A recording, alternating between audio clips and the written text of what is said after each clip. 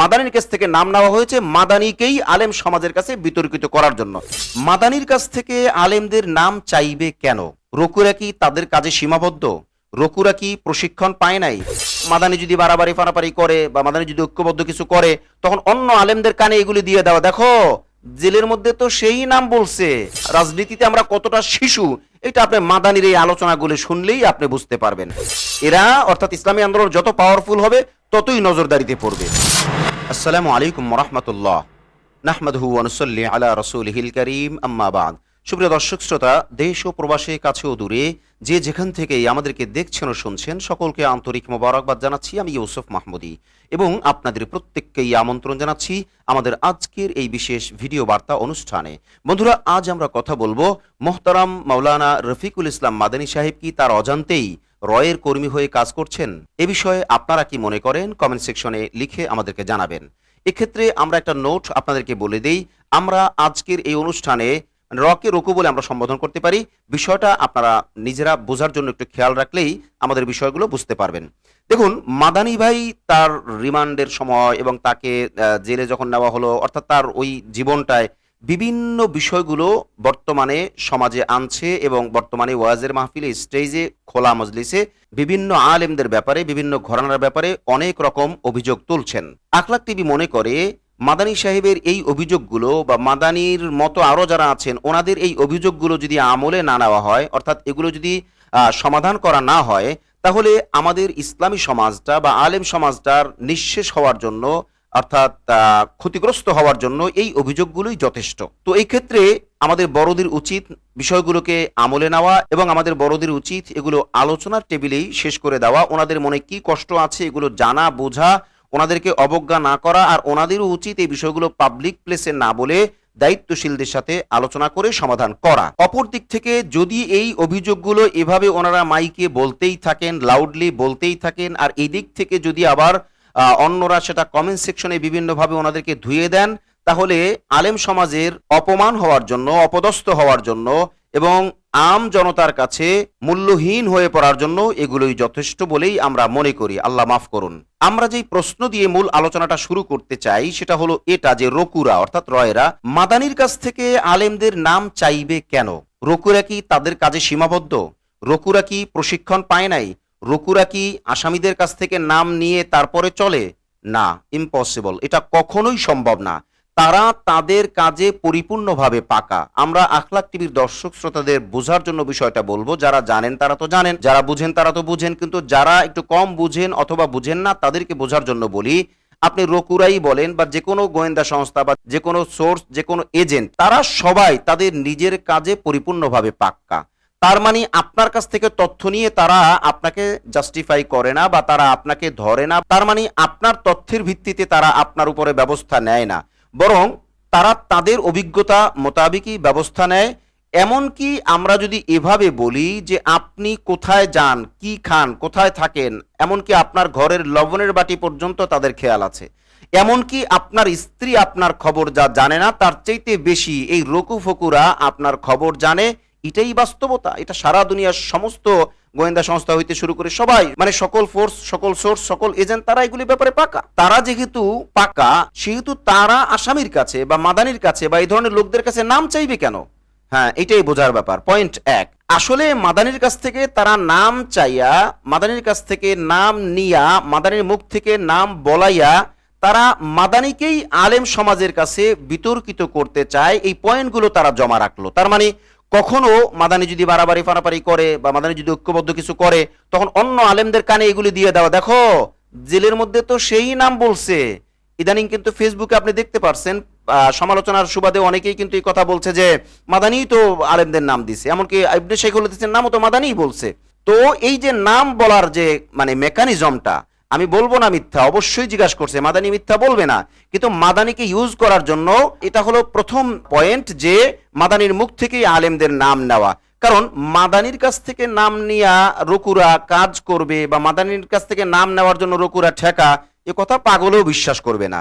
তাহলে মাদানিকে এখানে ব্যবহার করা হয়েছে যেটা মাদানি নিজেও জানে না, আর আসার পরে এই আমজনতার কাছে বলছে। আমজনতা তো এই ব্যাপারে খবরই রাখে না, আর আবেগী কিছু পোলাপান মানে চেঁচামেচি করে, হৈ হুল্লোড় করে, হো হা করে সমর্থন দিয়ে পরিবেশকে আরো গোলাটে করছে। নাম্বার 1, অর্থাৎ মাদানির কাছ থেকে নাম নেওয়ার কোনো প্রয়োজন নাই। মাদানির কাছ থেকে নাম নেওয়া হয়েছে মাদানিকেই আলেম সমাজের কাছে বিতর্কিত করার জন্য। কিন্তু দুঃখজনক ব্যাপার কি জানেন, এইটা তারা বলল না, অর্থাৎ তাদের বলার প্রয়োজন পড়ে না, বরং মাদানির মুখ থেকেই এটা বের হইলো যে মাদানি নাম দিছে, এটা মাদানির মুখ থেকেই বের হইলো। আমরা কতটা অবুঝ, আমরা কতটা বোকা স্বর্গে বাস করি, এবং আমরা কতটা বোকা রাজনীতিতে, আমরা কতটা শিশু, এটা আপনি মাদানির এই আলোচনাগুলো শুনলেই আপনি বুঝতে পারবেন। পয়েন্ট 2, মাদানির সামনে শাইখে চরমনায়ের নাম মুছে দেওয়া হয়েছে, অর্থাৎ মাওলানা রফিকুল ইসলাম মাদানির কাছ থেকে যে নামগুলো নিল, এই নামগুলোর মধ্যে থেকে নাকি শাইখে চরমনায়ের নাম মুছে দেওয়া হয়েছে। কেন? আসামির সামনে কি নাম মুছে? আসামির সামনে কি কোনো ডকুমেন্ট রাখে? আসামিকে কিছু তথ্য কি ফাঁস করতে দেয়? কারণ তারা তো এটা জানে, আসামিকে জেলে রাখা অবস্থায় যদি দেখা করতে দেওয়া হয়, তাহলে অনেক তথ্যই আসামি তার দেখা করতে যাওয়া লোকের কাছে বলে দেয়, দিতে পারে। অথবা ফোন, জেলের মধ্যে অনেক সময় গোপনে ফোন পাওয়া যায়, এই ফোনেও তথ্য ফাঁস করে দিতে পারে। এই জন্য তারা যদি মনে করে যে না, এটা আসামির কাছ থেকে সেভ করবে, তাহলে সেটা কখনোই তারা আসামিকে জানাইবে না। তাহলে আসামির সামনে শাইখে চরমনায়ের নাম মোছার কারণ কি? তার মানে মাদানিকে ক্ষিপ্ত করা, মাদানিকে বোঝানো যে দেখো, এরা কিন্তু তোমগো পক্ষের না, এরা কিন্তু তোমগো বিপক্ষের, অর্থাৎ এরা আমাদের পক্ষের, তাই নাম মুছে দিলাম। আহা, কত বোকা আমরা, কত বোকা! আপনি কি চিন্তা করছেন? আপনি কি চিন্তা করছেন একবার? হ্যাঁ, আপনি এখন হয়তো বলতেই পারেন, হ্যাঁ ওনাদেরকে তো ধরছে কম, ধরপাকড় কম হয়েছে, ওনারা তো, অন্যরা ধরপাকড়ের মধ্যে আছে, ওনারা তো শান্তিতেই করছে রাজনীতি, ওনারা তো মিছিল মিটিংও করছে, ওনাদের তেমন কিছু বলে নাই। শোনেন, গভর্নমেন্ট সবসময় ফলো করে কাকে দিয়ে বেশি ক্ষতি হবে, কাকে দিয়ে কম ক্ষতি হবে। যাকে দিয়ে বেশি ক্ষতি হবে তাকেই বেশি নজরদারি করবে, তাকেই বেশি প্রেশানি করবে, তাকেই বেশি হয়রানিতে রাখবে। না হয় ইবনে শাইখুল হাদিস এমন কি অপরাধ করেছিলেন? অপরাধ ছিল তার কণ্ঠ, অপরাধ ছিল তার বলা, অপরাধ ছিল তার মানুষজনকে জমা করা, মানুষজনকে ভক্ত বানানো, মানুষজন তার পিছে চলা, এগুলো হলো অপরাধ। কারণ এগুলো সরকারের জন্য চ্যালেঞ্জ ছিল, সমস্যা ছিল, যে কারণে তাকে ওই রকম মুসিবতে ফেলাইছে। তো রাজনীতিতে হয়েছে কি, জামায়াত ইসলামের একটা প্রোগ্রামকে সরকার অবশ্যই বেশি গুরুত্বের সাথে দেখবে, কারণ তাদের প্রোগ্রামের দ্বারা একটু সমস্যা বেশি হইতে পারে। ইসলামী আন্দোলনের প্রোগ্রামকে একটু দুর্বলই দেখবে, কারণ এরা অতটা অ্যাক্টিভ না, এবং এরা অতটা আপনার সরকারের সমস্যার কারণ না, এটা সরকার জানে। যদি ওইরকম কারণ হয়, তখন সরকার সেরকমই দেখবে, এটা যে সরকারই আসুক। আপনি লিখে রাখতে পারেন, এরা অর্থাৎ ইসলামী আন্দোলন যত পাওয়ারফুল হবে, ততই নজরদারিতে পড়বে, যত অ্যাক্টিভ হবে ততই নজরদারিতে পড়বে, যতই রাজনীতিতে কৌশলী হবে ততই নজরদারিতে পড়বে।